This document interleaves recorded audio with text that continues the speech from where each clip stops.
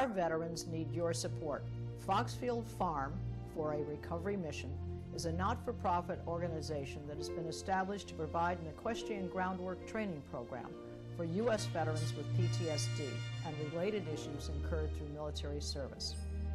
This curriculum will be offered at absolutely no cost to any veteran participating in the program. This foundation will also incorporate the repurposing of rescue horses and locating new, responsible owners. The synergy of the work invested by the veterans to aid the recovery of these horses is equitably therapeutic. Please go to our website to be a supporter, www.foxfieldrecoverymission.org.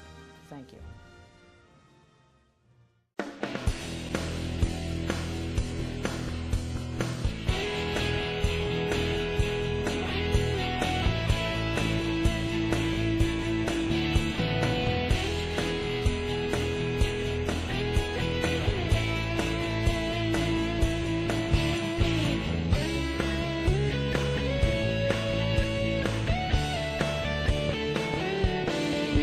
Your host, Hello, and thank you for joining me today. Once again, we're very appreciative to the Connecticut Historical Society's hospitality in providing today's venue for our program and my guest, Oz Griebel. He's running as an independent for the 2018 Connecticut gubernatorial candidate. Tell us, Oz. Yes, Susan. You've been and had significant awareness in the business community and the administration for some time because of your role as the former president and CEO of the Metro Hartford Alliance. Right. How are you doing in reaching out to the public, to the everyday person out there? Well, it's a great question, and it's really at the heart of any candidacy. Retail politics matter, so we certainly are doing things on the website. We're using social media, things that are really that are used now in a much more common way than maybe they were 10 or 12 years ago. But as importantly, or maybe more importantly, we're taking opportunities to meet with Rotary clubs, to meet with church groups, to individuals hosting us at their homes, to talk to friends and to their friends and neighbors, soliciting opportunities in businesses to go in and talk about the campaign, about who we are and what we want to get done. So it's a combination. It's all across the board, and obviously we use media. We can. Opportunities like this are very important to us. Op-eds that we both, Monty, Frank, and I have submitted to various papers on subjects. It's the whole gamut of communicating to all voters. Well, with regard to the 24 candidates, there's some 24 candidates in total running, including both the Republicans and Democrats. How does this differentiate you? How are you differentiating yourself from them? Well, a couple things. One, we're running as an independent ticket. We already have the ticket identified, so not only do you know me as the gubernatorial candidate, but you know Monty Frank as the lieutenant gubernatorial candidate. We are talking to the voters, to go back to your prior question, not to delegates at parties, and I do think there's a major difference right now. Obviously, the individuals running for the Republican and Democratic nominations need to spend their time with town committees to ensure that their vote message is getting heard by that group and soliciting their votes at the convention. And if you had to look at 9 or 10 in each party, you'd have to assume that there'll be a primary in each party of 2 or 3 candidates. So instead of running, with both those candidates have to run to their parties, Republican, Democrats respectively, we're running to all voters, Republicans, Democrats, and unaffiliated now. And so our campaign for November 6th is well underway. Yeah. Well, what is actually required of you to run as an independent? Great question. We have to secure 7,500 signatures of registered voters. I should say signatures of 7,500 registered voters. So what we've been doing, you're not allowed to start collecting them until the first business day of the year in which the election occurs. So that was January 2nd of this year. So Monty, myself, Kyle Liddy, who's our campaign manager, and about 120 or 130 volunteers are out soliciting signatures around different parts of the state. So it gives us a great chance. It's a little bit of a 19th century. See, that's the reach out I was talking about. Oh, absolutely. Because they'll go, Oz Griebel, who Right. is he? They get a chance to Correct. kind of, And one of the benefits of this, if somebody's willing to sign your petition, Yes. then they've got they have a piece of the campaign. Sure. They may decide at the end of the day not to vote for you, but they're going to think harder Right. if they heard the message and engaged with us, and that's an important part of it. And Plus, it encourages them to look at your website. Correct. I mean, Absolutely. this face-to-face thing, it's great on the texting, it's great on the emailing, it's all wonderful, advertising on TV Right. and so forth. But when there's a human connection, huge. and you never big know when deal. you strike the right note No with question. someone, and then they talk to their neighbor next Correct. door who says, oh, I'm going to go on his website and take a look at what he has Correct. to say. So in a way, although it seems in some ways perhaps that running as an independent is maybe a disadvantage because you're not part of a major, this Right. actually gives you an advantage in a different Oh, it direction. does. I mean, the mechanical part of it, I think we'd all like Yeah. to see it be modernized in terms of you being able Right. to sign up on the website but there's no question, while we'd be out doing this anyway, because this Yeah. is the only way, your point about making the personal connection, Yeah. I really believe that personality, in the best sense of that word, matters to people. That people want to elect people that they believe understand them, that are willing to listen to them, that are empathetic to their particular situations, that are willing to work together on it. I think that matters. And the best way you can, yes, as you said a second ago, websites and Yeah. all the other aspects Right. matter, but you can't communicate that any more effectively than face to than face. person And to person. our request when we go into these various meetings, we have, we'd like you to think about signing the petition. Sure. But our second request is exactly what you said a second ago. We ask people, if you like what you heard, Yep. please let your friends and neighbors know about it. Because there's nothing like, I think we all are influenced positively by a friend, a neighbor, a Sure. family member, Sure. a colleague. Sure, that there's says, "Hey, I heard-" credibility. That makes a big difference. Word of mouth has always been the It's strongest a thing. big deal, exactly. Big thing. All right, so let's just talk about a little technicality here. Sure. We know that the primaries, they work their way down both on the Republican and Democratic side. And after the primary, they've got a person who's going to represent their Right. party. What happens if two other independents want to run and they get the signatures? How does that To work? my knowledge, I don't know of any prohibition on the number of Okay. individuals who can. if This they is can kind of an interesting. It is. It's It kind of is. an interesting facet. Well, and you know that, as you may know, that a Republican or Democrat who doesn't come out of the convention with 15% of Yes. the votes can also petition to be on the primary Uh-huh. ballot. So there is a mechanism I think in that's place good to there. explain, because voters can Right. sometimes get confused. Right. As personally myself, that's why I'm asking you the questions, because Sure. I think there are viewers out there who want to know. How does Exactly. this all work? Right. All right. So now there's another requirement, too. I wanted to ask you, you chose Monty Frank as your running mate Right. right up front. Correct. That was a requirement? Or? Well, as you're running as a petitioning candidate, you have to identify your running mate. So as opposed to the Republicans and the Democrats, where Right. there are people running for governor, there are people running for lieutenant governor, people running for Right. treasurer et al. As a petitioning candidate, you have to identify your lieutenant governor, because that's the only opportunity you have. So when Okay. you register, if you will, with the Secretary of State, you have to have that person identified. I didn't identify Monty right away because I was a little surprised. It shows my ignorance. I didn't appreciate that I had to identify Okay. a lieutenant governor. So the idea of working through who might be interested in Sure. running, how their skill sets and experience would complement mine, and vice versa, was a deal. I'm just very fortunate that an individual who's been with my effort from the beginning, knew Monty from work he had done when Monty was president of the Connecticut Bar Association, and really in late October said, "Gee, let me see if he's interested in having a Right, conversation." right. So it really wasn't until November. Through the month of November, through a series of conversations, that we came to that kind of an agreement. I'm absolutely delighted. He's a first-class individual. And since he couldn't join us today, give us a little bit of background. Well, he's a practicing attorney. He's a partner at Pullman & Comley. He's actually on trial today. He's continuing to practice and will probably through at least the June timeframe. His background, in addition to being a practicing attorney for almost 30 years, lives in Newtown. His wife is, among her experience, includes as being a nurse and has been in the healthcare sector. They have a daughter, one daughter who's a junior at Cornell, and another who's a junior at Newtown High School. I think the one thing that speaks volumes about who Monty is as a person and what his values are and where we share a lot is that this May will be the sixth year that he's led a ride. Monty's a competitive cyclist. He's competed both in college as well as subsequently on national and international teams. This will be the 6th year he's led a ride of 26 riders, each rider representing one of the victims in the horrific Sandy Hook massacre.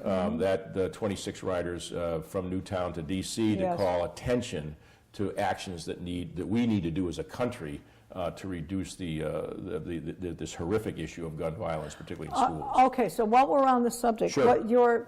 Monty's, I believe he put out a recent piece, publication, an op-ed piece on it. I guess, could you give us a sense of your stance on that? I think a couple of things that I would say. One is that this is not as some people say, it's not a gun grabber issue. We fully appreciate and recognize what the Second Amendment says, and that people have a right to do that. I think I put this in the context of what I think a social contract means.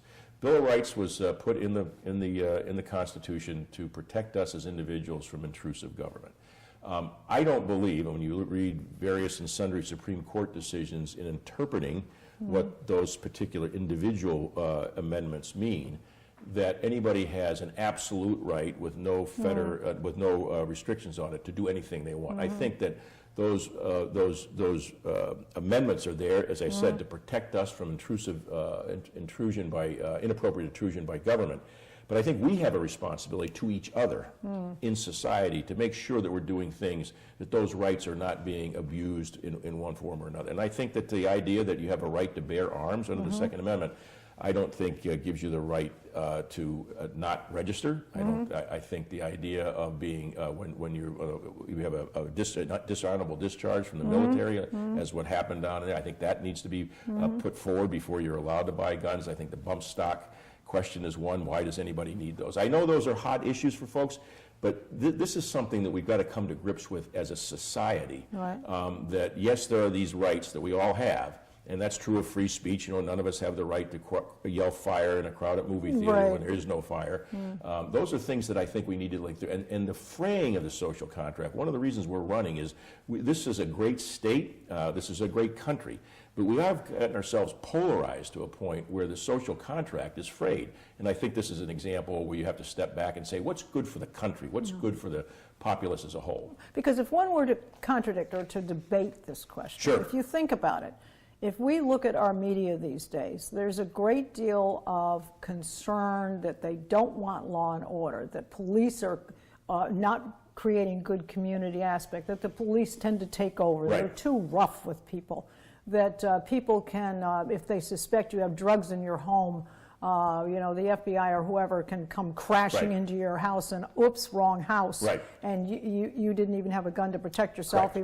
So one can look at this in two different ways. That people will say, well, geez, I don't know, there's situations where I get overrun with the law and order department, I have no way to defend myself. So you're going to have folks that are going to take Oh, sure you are. Yeah, you are going to have that. And I think that... I mean, there's still concern for, will the government come and get me? There are, and I think that those of us who have leadership positions need to address those issues. So where you've had some of the police brutality issues, where you've had inappropriate use of governmental authority, that's. I'm not suggesting that. I don't believe these. I believe they're related, but you have to look at them as distinct issues. And but there's no blanket answer. Correct. And I do think this whole notion why we're running, and you mentioned this offline. One of our slogans is that none of us have a monopoly on good ideas. I think when I talk about the fraying of the social contract, what I mean by that is people go into their respective camps and are absolutely convinced that they have the answer, and the person in the other camp is the enemy. We're all members, we're all citizens of this country. Some of these issues are very difficult, and technology is accelerating some of the difficulty in these issues. That just requires more of people getting out of their camps into the middle. Let's debate the issues, have the food fight we need to have, but respect each other as individuals with the idea that we're all in this together. How are we going to work together to do that? Okay, so that brings me to my next question. It's a great segue. If we need to do this, how are we going to get the right minds together? How are we going to solve this problem? How are you going to determine in an efficient and expedient way? How do you pursue doing that? Expedient and efficient may be a little challenging, but I think if you're going to have a big tent, which is what I'm talking about, then the governor has to make the effort to be in front of folks and engage them in that discussion. So I'm going to segue just a tad into the economy and in the whole issue of economic growth and jobs. If you had to get the elevator speech, we want to make sure this administration will see that this state can compete, and will emphasize the word compete aggressively and successfully for jobs, capital, and talent. And so what are the three most important things in this campaign in our administration? Retaining jobs, recruiting jobs, and creating jobs, because that will create the income stream that we need to invest in transportation, education, and take care of those who are in need. So one of my points has been, how do you change the mindset here in Connecticut? The governor, to me, has to be the chief marketing officer for the state. And if you believe that your next best customer is your current customer, you have to spend a lot of time with people who are employing people in this state today. Publicly traded companies, privately held companies, not-for-profits, hospitals. It's incumbent upon the governor to reach out and create those forums and those opportunities for people to talk. Not to talk for talk's sake, but to talk in the sense of let's come up with a common definition of what the issues are, and let's come agreement on what the solutions are. Well, your platform is built on no parties, no politics, just solutions. Correct. So how'd you come up with that? I mean, it's pretty obvious. Actually, we've had a group of folks who have been working with us. One of my little favorite metaphors is, and people say, well, how did you get this started? This is an entrepreneurial effort. We don't have party structure, Republican or Democratic Party structure. I've said in a couple of cases, think of this whole effort going back to last September, of a group of 3, 4, ultimately 8, 10, 12 people coming together every Saturday morning in a garage to talk about a product, talk about a marketing plan, talk about how we're going to build it out. This is truly an entrepreneurial effort. Some of the first questions I had at the December briefing that we had with the press, I got a question, who's your campaign manager? At that time, we didn't have one. Right. Where's your campaign office? At that time, and now we don't have one. Yeah. This is about responding to what we think people want, being where people are, and being flexible enough and nimble enough to adjust with our resources. Yeah. Well, it's worth noting that as an independent, you're identified with the largest growing segment of unaffiliated voters. Right. So the fact that people are more concerned, I think, these days with issues and so forth, they're losing faith in the respective parties. An advantage for you? Without question. Okay. I mean, we wouldn't probably be doing this if that wasn't the case. We're running because of that gridlock. Right. We're very confident that we're going to win because I do believe, as you just said, that people are tired of the gridlock. People are tired about people staying in their camps and not working to come to the middle to try to solve what's good for all of Connecticut, what's good for the residents of Connecticut, as opposed to what's good for Party A or Party B, or for that matter, what's good for Company A or Company B. Is that telling you, Oz, the fact that somehow or other one gets the feeling that the people who are in the administration or the political circles, are they focusing more on themselves than what's good for the state or the people? I mean, well, it's really difficult to put a blanket statement on everybody. I mean, that clearly is that. But I do think the tendency in this for the last 20 years has been about who's in charge, who has a majority, whether it's in Congress or it's in the State House here or elsewhere, and that there's almost litmus tests that you have to pass in order to be in one of those parties. But Monty and I will talk. Monty's a lifelong Democrat, re-registered as an unaffiliated voter. I'm a lifelong Republican, re-registered as an unaffiliated voter. And we'll frequently say that there's a stereotypical view of what a Republican is. That Republicans, all they care about is the fiscal issues. They don't care about the social issues. And there's a stereotypical view of a Democrat that says all the Democrat cares about is social issues and spend all the money we can get. That's not where most people in the country are. Most people, and I think that's what the great thing about this state is, that there is I believe a highly educated voter base, and I think it's a growing group of voters that are growing concerned about what the future of Connecticut is, both on the economic side and on the social value side, and that's clearly why we're running. No, and in a way, this is good because, to be perfectly honest, when people get apathetic or uninterested in what's going on, we now no longer have the tail wagging the dog. We actually have the people who should be involved more. They're starting to wake up and go, wait a second, I don't like what's going on here. So this is kind of, although we have this catastrophe in front of us, the fiscal catastrophe, this is a wake-up slide. It is, and what we've said is that right now we're campaigning to win on November 6th. The campaign implement the changes that we need to make in the state of Connecticut start on November 7th. And the governor, I will be out not only talking, as I said earlier, to businesses and on the employer side, but talking to people in chambers of commerce meetings, talking to people in Rotary groups, keeping this conversation going, because some of the things that we're going to need to do, that we're going to propose, are going to require a groundswell of support. All the governor can do is propose. You have a legislature that you have to build consensus on, and the legislature is concerned about their constituents in their hometowns, concerned about getting reelected. We need to keep this dialogue going so that we can build that consensus with voters, continuing the dialogue, not only with the governor's office, but with the legislators as well. Could you identify at what point? Now, we all know that it's a collaboration, if you will, of many years of different things that people have done correctly or incorrectly. Correct. But could you identify some turning point where Connecticut used to be such a great quality of life that we started to spiral down so that we can avoid that happening again? Again, you get one person's opinion on this, but my impression is it does go back to the income tax and what wasn't done with the constitutional amendment to ensure that the income tax, particularly when the budget was in surplus, wasn't done. So I go back to the 99 to 2001 period that to me begins the crisis in confidence in the private sector, where people who are employers, people who live in the state, don't believe that they can count on leadership that's going to be predictable. Back in 99 to 2001, that when the income tax was passed, any surplus was only supposed to be used for funding the rainy day fund, funding the indebtedness, or funding the pension, the state retiree pension fund. Right. In that time frame, we ran about in the aggregate, about a $5.5 billion set of surpluses. Only about $1.5 billion went into one of those three things. Governor Rowland and the legislature passed emergency legislation, which was permitted under the Constitution, to take the rest of that $4 billion and put it into projects. Some of those projects may have been very good. Yeah, we unlocked the lockbox. But it does, exactly. And what it does is, I think, if that $5.5 billion had been put into one of those three things, or all three, we'd be at least having a different conversation.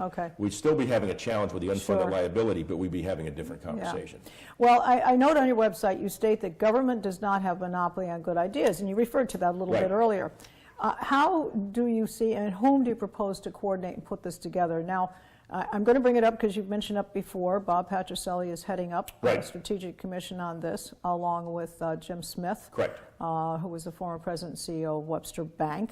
They are working on that, and for full disclosure, Bob Patricelli does happen to be my cousin. But anyway, just give me, do you see that as an avenue? Well, I think I've gone to many of the hearings, not to all of them, but I think they've done a great job in a very short period of time in engaging some experts from outside of Connecticut to talk about how things that we might do differently. One of the concepts that's been put before that commission is the idea of securitizing all the state-owned property. So put the state capitol and the LOB and the state parks off to one side. But the office buildings, the depots, and warehouses that the state owns, plus other property, could you securitize that? Have a investment bank take that to the market? The state would actually, at least to the extent they're going to continue to occupy the buildings, would have to pay rent on the buildings. I've been a big believer in this in the city of Hartford in terms of not having the state take commercial properties off the roll. So let's assume that securitization generated, pick your favorite number, it generated $50 billion in net proceeds. One of the things you could do with that $50 billion is put that to fund the unfunded liability issue. What I would want to see done is, if that were something we could do, is then let's talk about, if we're going to do that for the state retirees, what kinds of things do we need to negotiate from the unions around changes in work rules, the opportunity to privatize certain services? One of the things I've said to folks who are retirees of the state is, particularly those that are in the Tier 1, Tier 2 areas, are you getting your pension check today? You're 65 years old, are you getting your pension check today? The answer is sure, I'm getting my pension check today. My question is, how confident are you that you will get it when you're 85?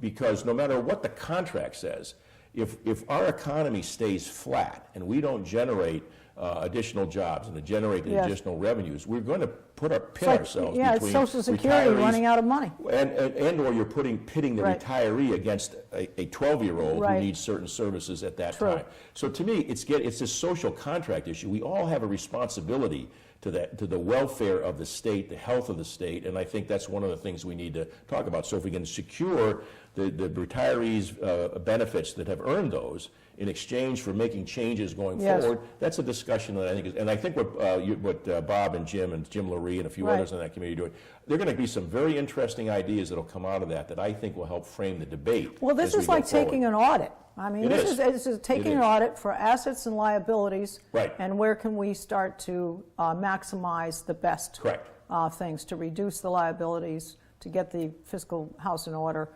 and to make the most of what we've got as assets. And by doing so, reignite private sector confidence so that people will say that I'm going to keep the jobs I have here today, the next job I'm coming here. From 1989 to today, we've had no net job growth in this state. And if we don't change that, our ability to do the things we're talking about in this and the credit rating goes down and all kinds of things that come from that.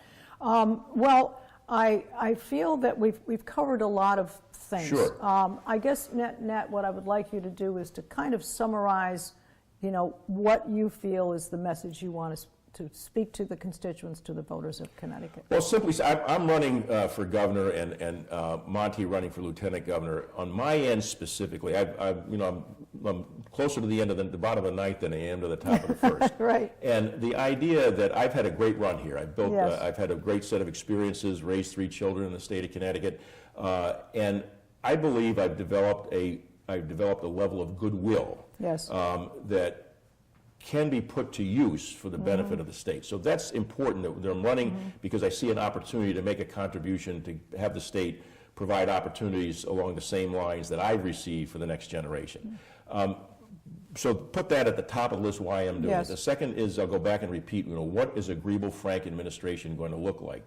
It will be an enthusiastic administration. Hit the ground running. Hit the ground running to make sure that this state can compete aggressively and successfully for jobs, capital, and talent. It'll be characterized by a collaborative approach, a Big Ten approach, a sense of urgency, recognizing that we've got a lot to get done, an administration that's not going to be afraid to put some challenging ideas on the table, not going to be afraid to listen to opposing arguments. Also that by competing for jobs, capital, and talent, Connecticut will remain a premier place for all people to live, play, work, and raise a family. That's the impetus. Well, that sounds good. It sounds energetic. Sounds like a plan. Right. All right. Well, it's been a pleasure having you here. Susan. Yeah. Thank you. Okay. No problem. And I want to give your website. It is oz4govct.com. And once again, our thanks to Connecticut Historical Society. I would like to encourage you to take a look at their website, which is chs.org, to see all of the opportunities for membership, to also see some of the latest exhibits that they have going. And I would also like to have you visit me on Connecticut Valley Views and all of the shows that we have done. I think you will appreciate that we are going through all of the gubernatorial candidates, and we appreciate you watching our show. This is Susan Patricelli-Regan. Thank you for joining me in bringing proof to the people.